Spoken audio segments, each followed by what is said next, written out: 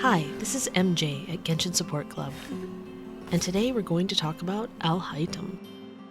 Okay, look, I want to pull for Alhaitham, you want to pull for Alhaitham, and the bad news is that if you thought I was going to talk you out of it, you've come to the wrong place. I'm not here to focus on his damage, his best weapons, or team compositions. I'm here to talk about gameplay experience specifically on mobile, how Alhaitham feels to play with mobile controls, what works well, and what doesn't. And the truth is, there's little to nothing in that second category. I initially thought Alhaitham might be difficult to play on mobile because of his mirror mechanic, and the challenge of keeping up his full 3 mirrors when he's on the field, which is pretty essential to reaching his full potential. And while it's true that his mirrors are difficult to see during combat, for once that's not specifically a mobile issue.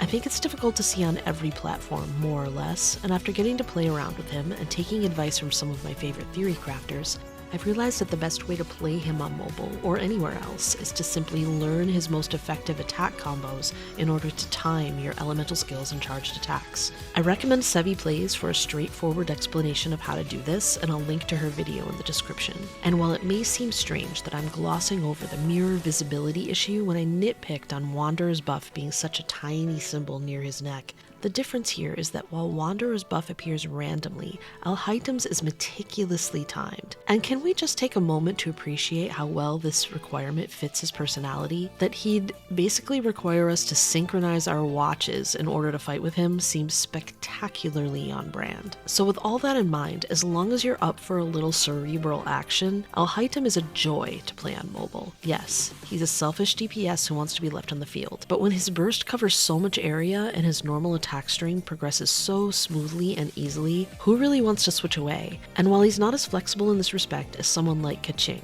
the fact that you can maintain significant uptime on his Dendro infusion makes him especially valuable as an on-field driver in what feels like an increasingly Dendro-dominated world. And while I played him mostly as a spread carry, he's playable with Bloom and Hyper Bloom teams as well, in which case his playstyle can be a bit more forgiving. So in conclusion, Mobile Nation, Alhaitham is a solid choice for us. He feels fast, strong, and smooth to play, and though his best damage is achieved by taking the time to learn some attack combos, none of it requires things like jump or dash canceling, which are a real headache on mobile.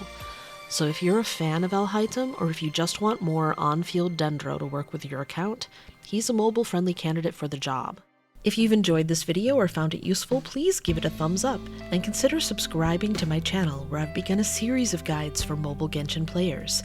If you'd like to watch me play on my own mobile account, I stream Genshin Impact every Monday, Wednesday, Friday, Saturday, and Sunday at twitch.tv/Genshin Support Club. Thanks and good luck, mobile players. See you next time.